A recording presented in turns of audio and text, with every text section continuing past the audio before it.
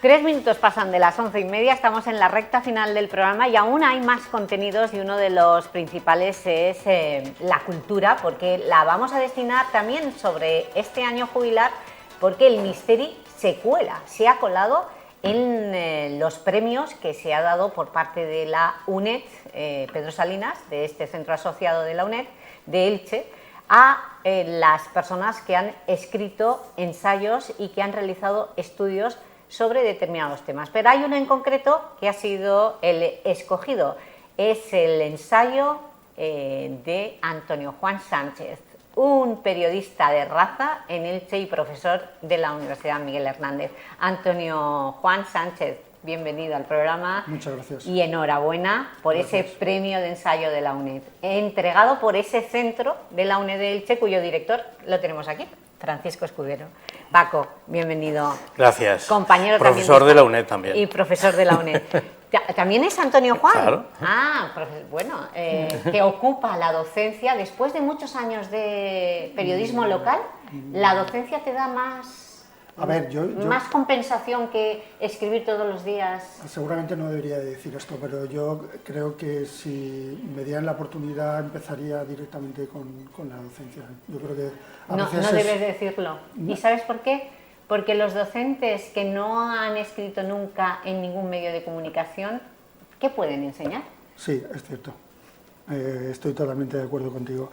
Y precisamente quería, en esta introducción, antes que nada, quizás tengo la suerte, creo que es una suerte ya en este trayecto final en el que estoy, de haber pasado por las 3 universidades que ahora mismo tenemos en Elche. Y se acerca el Misteri, tú antes yo te he escuchado varias veces hoy hablar, incidir sobre que estamos ya muy cerca, desde primera hora de la mañana, y a lo mejor sería un buen momento para retomar, no sé si recordáis, antiguamente había un día dedicado al universitario en las representaciones, se les hacía un precio especial, eso se quitó porque no había, digamos, la contextualización que hay ahora. Antes en universidad esperábamos que vinieran universitarios de fuera, ahora con 3 universidades, pues qué mejor, a lo mejor que replantear, recuperar, como tantas veces hemos hecho. He tenido esta mañana con los compañeros periodistas hablando de recuperar cosas y bueno, sería a lo mejor una opción que habría que valorar también, ¿no? Pues desde aquí seguimos con esa vena reivindicativa de Antonio Juan Sánchez, porque las crónicas de Antonio Juan Sánchez del Misteri no se han vuelto a repetir en el diario Información. Has estado siempre cosido al Misteri. Bueno, yo lo he pasado muy bien, yo creo, se nota. Yo a veces cuando se nota perfectamente en la cara del quien hace la entrevista cómo lo está disfrutando, ¿no? Y este trabajo, para mí, ha sido un trabajo de reencuentros. Me he reencontrado con la profesión. Mi trabajo es un trabajo de investigación, pero perfectamente podría ser un reportaje o una pieza informativa. Me he reencontrado con gente que eran fuentes y que por dejar la profesión dejaron de serlo, pero que he recurrido otra vez a ello. Ha sido muy gratificante y me he reencontrado con el Misteri. Y yo creo que a veces el Misteri es muy importante, pero a mí lo que me gusta es esos pequeños detalles que pasan desapercibidos y que le dan un poco sentido a que hayamos llegado hasta aquí. Pues sí, porque fíjense, él ha ganado el premio ensayo de la UNED este año con el estudio y la investigación que ha realizado de Pedro Salinas y Gabriel Miró con su vinculación en Elche. ¿Y cómo fue el principio? ¿Cómo fue relacionar el poeta de la generación del 27 con el escritor alicantino y con el Misteri y con Elche? Pues por una fotografía. Esa fotografía, ¿dónde, cuándo apareció? Antonio Juan, en tu vida, porque es una fotografía de ellos dos en Santa María, pero no, cualquier persona que la vea no se distingue que sea el muro de Santa María. Es una fotografía icónica que se utilizaba como recurso muchas veces cuando se hablaba de Pedro Salinas, sobre todo, pues, pero a partir de encontrar una revista de 1980 hispanoamericana, de estudios hispanoamericanos, que hacen un amplio reportaje sobre cómo vivía Gabriel Miró en Alicante, en esa secuencia de imágenes que incluyen esta y la datan y la ubican correctamente. Y a partir de ahí Me faltaba, antes estábamos hablando fuera de cámara, de que a veces hay que empujar, me faltaba un empuje. Yo reconozco que Paco Escudero, en ese sentido, a veces que nos hemos visto por la UNED, me ha dicho, a ver si alguna vez haces algún trabajo. Y este año me equivoqué, porque yo pensaba que el certamen había que buscar un tema relacionado con Pedro Salinas, ya que la universidad tiene su nombre. Luego me he dado cuenta que no, que cualquier área de humanidades o de otras áreas universitarias puede entrar. Pero son esas casualidades, como he dicho antes, esos reencuentros que hacen que en un momento determinado digas, pues sigo por aquí, ¿no? Y la verdad es que ha sido muy gratificante, porque yo me he enterado de cosas que desconocía. Pues vamos a precisamente a ver, porque Paco Escudero forma parte del jurado y vosotros habéis premiado, además de la calidad con que escribe este ensayo, habéis premiado la aportación que realiza. Efectivamente, la novedad en la investigación, no solamente la calidad, que es, en fin, absolutamente contrastada, sino también la novedad en la investigación que aporta la relación de ambos escritores con el misterio y con los atractivos culturales de Elche. A ver, a los dos le unía una cosa, a Gabriel Miró y a Pedro Salinas, que es la pasión por la luz del Mediterráneo, por la luz levantina. Pedro Salinas era un enamorado de estas tierras. Hay alguna fotografía por ahí donde se le ve paseando en una barca por Torrevieja. Le encantaba venir aquí y, de hecho, vivía aquí en los veranos. Sí. Él contrajo matrimonio con Margarita Bonmatí, de Santa Pola, y vivían en la finca Lo Cruz, que está ahí en el Altet, todavía sigue en pie, y por eso mantenía una relación, yo creo, personal, familiar, con estas tierras, con Elche, una relación emocional con todo lo que tiene que ver con el Mediterráneo, y una relación literaria, porque en la finca Lo Cruz, donde vivía en el Altet, allí escribió buena parte de su obra durante todos los años 20 y parte de los 30 hasta la Guerra Civil. Por ejemplo, La voz a ti de vida. Claro, y eso ha sido el trabajo de investigación de Antonio Juan. ¿Has ido a la finca Lo Cruz? Sí.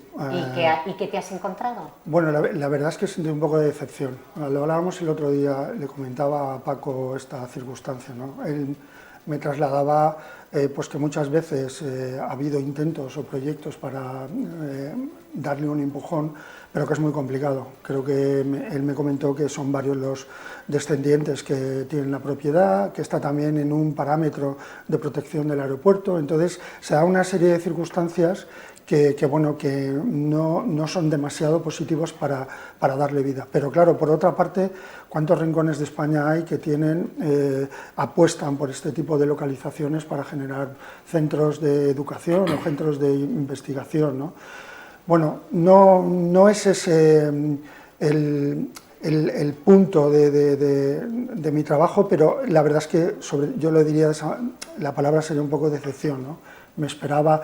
Bueno, son esos casoplones de películas que hemos visto y que entiendo perfectamente que se pueda ahí tener esa calma o esa paz para poder generar creatividad o para crear poemas o literatura, etc. Después de tu ensayo podemos dejar esa otra reivindicación al Ayuntamiento de Elche, que sea más sensible, que coloque esta finca de Lo Cruz, que está en un municipio ilicitano, aunque muy cerca de Alicante, que la coloque en el catálogo de edificios protegibles y no la deje caer, porque está en un estado de abandono muy lamentable. Antonio Juan, esperemos que sirva de algo tu ensayo, porque el alcalde sabemos lo sensible que es por la literatura y la historia y las cosas bellas, pero además de haber comprobado que en esa finca que da al Mediterráneo, porque la vista es increíble, también la amistad con Gabriel Miró se forjó en Elche, ¿o dónde se forjó?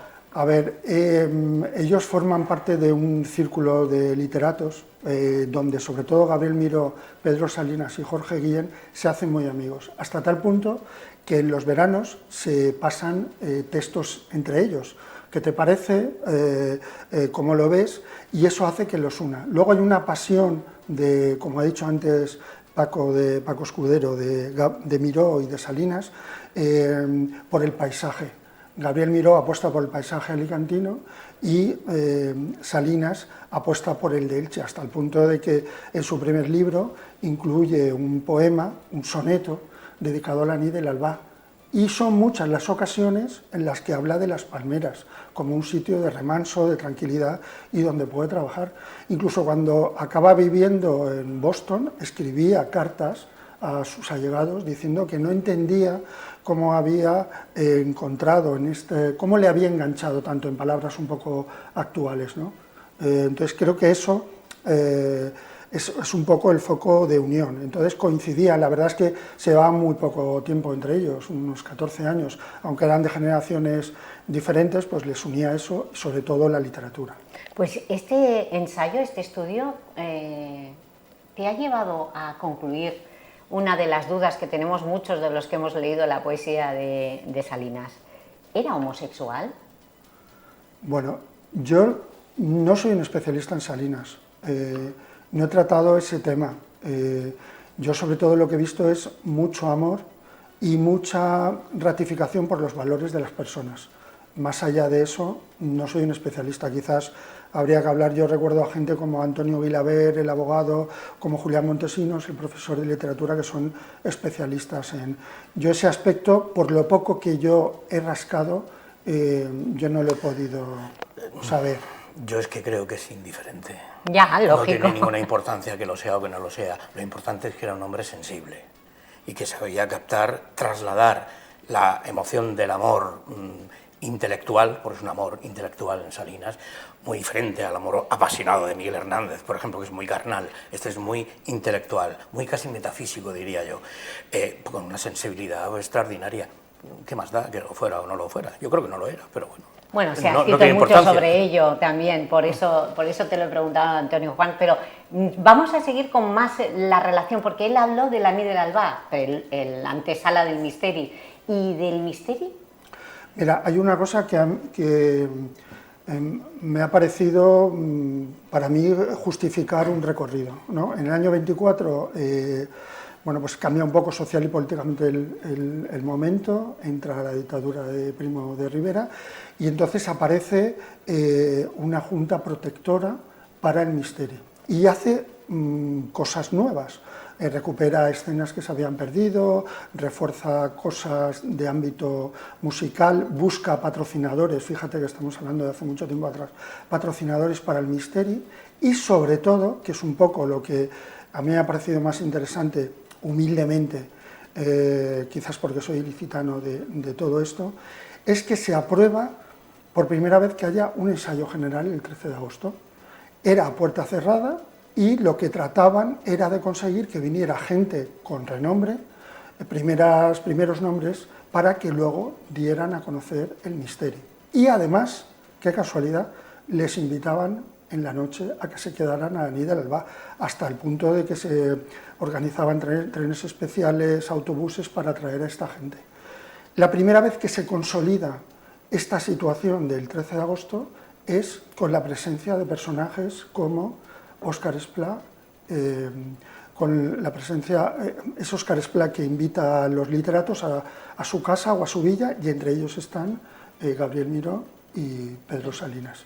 Entonces, eso que le da un sentido a que hoy, los días 13, veamos que es una representación un poco, como digo yo, de puesta de largo para esas personalidades que vienen. O sea, es algo que arrastramos, pero yo quiero decirlo en positivo, que mantenemos, porque nos hemos dado cuenta de que eso funciona. Es más, ese año, el 27, cuando aparece este tipo de personalidades, empieza a creerse en un concepto que ahora lo tenemos muy asumido, que es el planteamiento turístico del misteri. Claro. Por primera vez se habla en otros países o se publicita en otros países que tenemos esto. También, y es verdad, y aquí tengo que ratificar las palabras de un maestro como es Joan Castaño, que desgraciadamente se pasó esos años, o ese cambio, significó pasar de una fiesta muy popular, que no importaba el nivel, que daba igual si salía mal, que salía bien, a pasar a una fiesta de culto, donde ya había muchas exigencias. Bueno, habría que ver ese equilibrio a qué nos ha llevado. Pero yo pienso que ese recorrido, para mí, ha justificado el trabajo. Me tengo que imaginar las veladas literarias que pudo haber propiciado las estancias veraniegas de Pedro Salinas en la finca Lo Cruz. Solo venía los veranos, sí, y durante muy poco tiempo, por lo que veo. Sí, pero eran muy aprovechables. Hay otra cosa que une a Pedro Salinas al Misteri, que es su afán por el teatro. Los últimos años de Pedro Salinas, él llega a realizar hasta 14 obras teatrales. ¿Dónde empieza a sentir gusto por el teatro? Primero en Santa Pola, cuando iba a visitar a su novia, posteriormente, como ha dicho Paco Escudero, su mujer, y después con el Misteri. O sea, que ese afán por el teatro también le une un poco más al Misteri. Pues Paco, ¿qué vais a hacer con el premio? ¿Por qué este premio Ensayo UNED? Bueno, ¿Qué vais a hacer con la publicación? ¿Cómo se va a repartir? Bueno, lo primero es darle el premio. ¿Cuándo? Se lo ha ganado. Son bueno, 2.000 euros, ¿no? Sí, y yo quiero aprovechar la ocasión para reconocer la aportación, la implicación del Ayuntamiento de Elche a través de la Concejalía de Cultura, que se implicó desde el primer día en respaldar estos premios. De hecho, la cuantía económica parte del propio Ayuntamiento. También contamos con la solidaridad, el apoyo de la familia de Pedro Salinas a través de su nieto, Carlos Marichal Salinas, que por acuerdo de colaboración cultural con la sede de la UNED, pues ahora llevamos el nombre de Pedro Salinas como estandarte del centro y está apoyando todos estos premios literarios. Lo que haremos primero pues será un acto de entrega del premio, y luego mi intención es, de cara al año que viene, que es un año importante para nosotros, yo creo que para la ciudad, porque la UNED cumple 50 años formando personas y profesionales. Con ese aniversario de medio siglo, pues lo que queremos hacer es una revista de publicaciones UNED, donde irá incluida, por supuesto, ese trabajo. Pues tenemos que poner el punto final a la entrevista de Antonio Juan. Lo hemos dicho, Pedro Salinas fue el poeta que se enamoró del Misteri, que aprendió mucho de él, que le aportó también esa vertiente turística de divulgación, y fue el poeta del amor y de la luz del Mediterráneo. Todo esto, ¿en qué? ¿Podrías decirme un verso para terminar sobre Pedro Salinas? ¿Algo? ¿O cómo lo definirías? Venga, defíneme. O con un verso. Yo creo que lo ha comentado antes Paco. Yo creo que es un hombre súper sensible. Y sobre todo que era capaz de analizar al detalle cuestiones que a lo mejor a nosotros nos pasarían desapercibidas, ¿no? Y ahí creo que también, como decíamos al principio, está la clave del Misteri. Yo creo que al Misteri hay que ir a buscar cosas nuevas, aunque lo veamos todos los años. Pues tenemos esa oportunidad. El próximo viernes empieza a las 9:30 de la noche.